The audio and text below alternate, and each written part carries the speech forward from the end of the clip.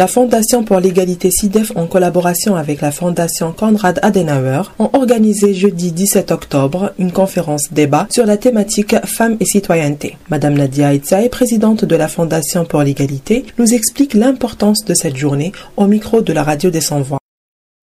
Alors pourquoi cette conférence? En fait, c'est pour s'interroger sur la place des femmes dans notre société, son statut, sa citoyenneté, est-ce qu'elle en est consciente? Est-ce qu'elle l'exerce? Est-ce qu'il y a des obstacles à son exercice?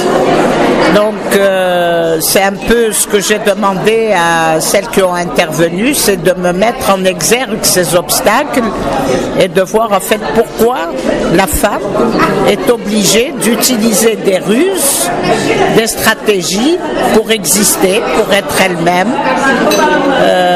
pour se connaître, alors que après 60 ans d'indépendance, l'Algérie a quand même investi dans l'émancipation des hommes et des femmes, les femmes y compris, et on en est encore à s'interroger sur la citoyenneté des femmes. Donc il y a des obstacles qui apparaissent, qui sont des obstacles relatifs au comportement, des obstacles sociaux et l'image aussi qu'on a de la femme à être celle qui doit perpétuer la tradition, de sauvegarder l'honneur de la famille, d'être à la maison. Nous en sommes encore là et c'est dommage parce que on se rend compte que les politiques publiques, même si elles existent, ne vont pas au fond des choses, n'investissent pas dans les personnes, n'investissent ni dans les femmes ni dans les hommes, pour qu'on leur apprenne à être des citoyens, pour qu'ils puissent exercer pleinement leurs droits. Voilà. Madame Alkaïna Ouchlel, chercheure au CREAD, l'une des intervenantes de ce débat, nous explique les logiques de réalisation de soi des femmes entrepreneurs algériennes au micro de la radio des Sans-Voix. Donc, comme chercheur sur les questions d'intégration économique des femmes, on a remarqué que, contrairement à la femme salariée, la femme entrepreneur arrivait plus à s'imposer comme acteur social et économique. Donc on a essayé de chercher quelles sont leurs stratégies pour se faire reconnaître, se faire admettre et d'inverser son rôle social dans la société. On a découvert, à partir d'entretiens qui ont été menés à travers le pays, que ces femmes-là, souvent,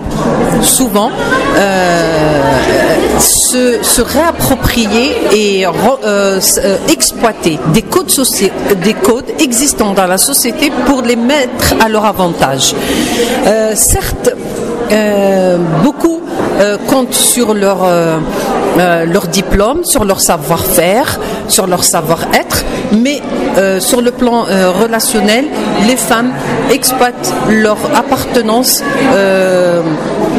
familiale, leur appartenance géographique, leur appartenance à des entités comme des Zawiya, à des Moudjahidines, à des personnalités qui jouissent encore de légitimité historique et sociale pour se faire accepter, pour s'imposer dans la société. Et la relation entre femmes, entrepreneuriat et femmes et citoyenneté. Comme je l'ai dit, cette réalité rend plus facile à ces femmes d'exercer leur citoyenneté. Comment ?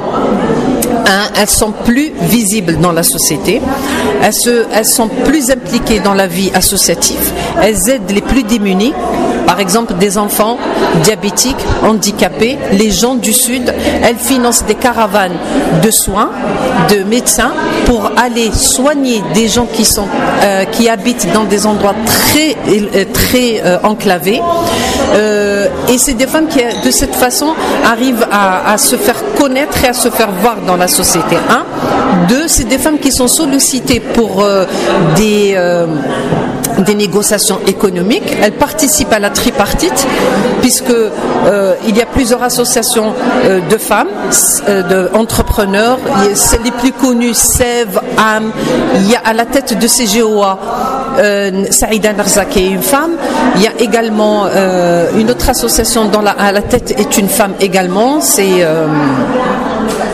au niveau régional, à Sétif par exemple, à Sétif, à Bdjaïa, il y a beaucoup d'associations qui participent à la négociation de la ville, ce qui se fait dans la ville, les routes, les commerces, l'électrification, elles vont jusqu'à discuter de l'alimentation en eau.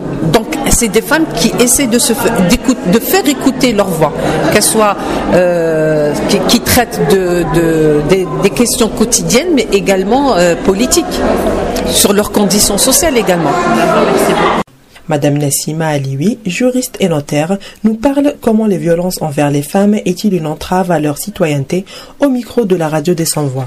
Mon intervention aujourd'hui s'intitulait « La violence entrave à la citoyenneté ». Le but était d'une lecture de la violence, mais sous l'angle de la citoyenneté. Donc, démontrer que la violence est une entrave à l'exercice des droits relatifs à la citoyenneté. C'est une entrave parce que la violence est avant tout une forme de discrimination. Une discrimination contre la femme, c'est une violence du genre. Donc, dans mon intervention, il fallait démontrer à travers la typologie de la violence, donc les violences subies dans l'espace public, dans l'espace privé, et quel est leur impact sur la citoyenneté. Ces violences souvent donc ont comme effet l'isolement, humiliation, intimidation et un refus et un abandon d'envahir et d'exercer ces droits relatifs à la citoyenneté. Donc on avait démontré sur le plan légal que les textes sont là, il y a des manques, il faut les combler et pourquoi pas donc à chercher en instaurant une loi pour la protection des droits de la femme, cette loi qui va traiter tous ces aspects-là à partir de la violence, de la citoyenneté et de l'égalité entre les hommes et les femmes. La conférence débat a été couronnée par l'intervention de la jeune militante féministe Amel Hadjad en nous parlant du hirak et citoyenneté des femmes et des opportunités et difficultés qu'elles ont pu rencontrer lors des manifestations. Amel Hadjad au micro de la radio des Sans-Voix. C'était par rapport au hirak et tous les obstacles et les opportunités qu'ont rencontré les femmes, autant que citoyennes actives ou pas actives. De toute façon, quels sont les obstacles et les opportunités par rapport à cette citoyenneté active, est-ce qu'elle est exercée ou non par les femmes. Et durant le hirak, ça a évolué de façon extraordinaire du début à la fin. Au début, on a vu énormément de femmes qui se cachaient le visage. Et maintenant, c'est des femmes qui sont là, qui sont visibles, qui ne se cachent plus le visage et qui s'expriment sur leur avenir, leur présent, elles s'expriment sur la politique, elles ont un mot à dire par rapport à tout. Il y a plusieurs obstacles qui ont toujours existé bien avant le hirak, mais qui sont encore dedans, parce qu'il y a plein de femmes qui ont dû négocier pour pouvoir participer aux manifestations. Il y a des femmes qu'on ne voit toujours pas, il y a des femmes qui sont soit dans la précarité, soit qui habitent dans des quartiers loin de là où ça se passe. Il y a les structures familiales, les pratiques sociales, les interdictions. Il y a plein de choses, on ne peut pas ignorer tout ça, parce qu'on a encore plein de villes et plein de régions où on n'est pas du tout en train de voir la participation des femmes.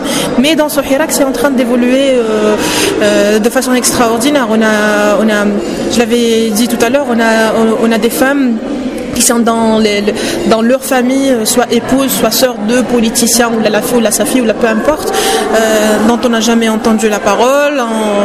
Et face à tout ce qui est en train de se passer, elles sont en train de prendre la parole, elles sont en train de porter des paroles, elles sont en train d'exprimer leur position politique. Et ça, c'est aussi un changement qu'on a rencontré au sein du hirak.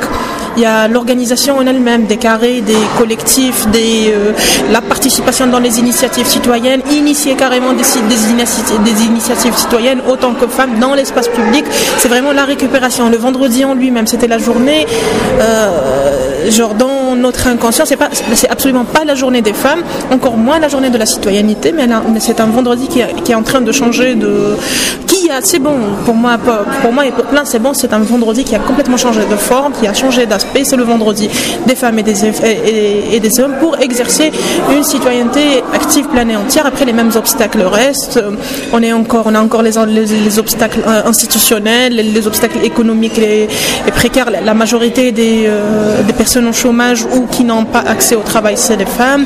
Elles sont majoritaires dans la précarité, elles sont majoritaires à avoir ce genre de difficultés. Et du coup, ces obstacles sont encore là. Il y a encore le code de la famille. On ne peut pas parler de citoyenneté pleine et active en présence de ce code inégalitaire et discriminatoire. Donc voilà, grosso modo, c'est ça.